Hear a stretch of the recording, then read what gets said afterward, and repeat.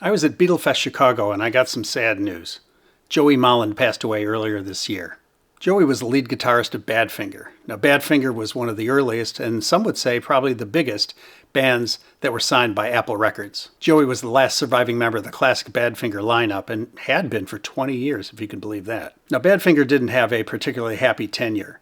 They were dogged by constant comparisons to the Beatles, which was something they couldn't control and certainly couldn't live up to. They also had a particularly despicable and dishonest business manager, Stan Polly, which led to significant financial difficulties and hardcore mental anguish for the members. Now, after Badfinger, Joey played on some of George and John's solo efforts. He also released some music on his own. It was well received, if not wildly popular. He toured with artists such as Christopher Cross and Todd Rundgren. He also toured under the name Badfinger with one of his original bandmates. So he was staying busy. Now, as you regular viewers know, I got to meet Joey a couple years ago at Beatlefest. He was happy, friendly, and it seemed like everybody liked him. We actually had a good, long, friendly chat.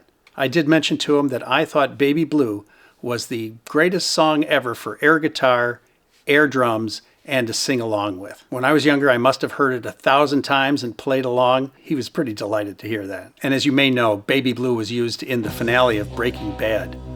That zoomed its streams significantly, and he was delighted with that as well. He mentioned that he was glad to see that the music of Badfinger was reaching a younger audience. But I'll remember Joey best from Beatlefest, standing 5 feet away from me on stage, playing those familiar notes of Baby Blue that I'd heard so many times before in the past. He looked up and saw me, caught my eye, and gave me a smile as if to say, "I remember our conversation, and this is for you. Rest in peace, Joey.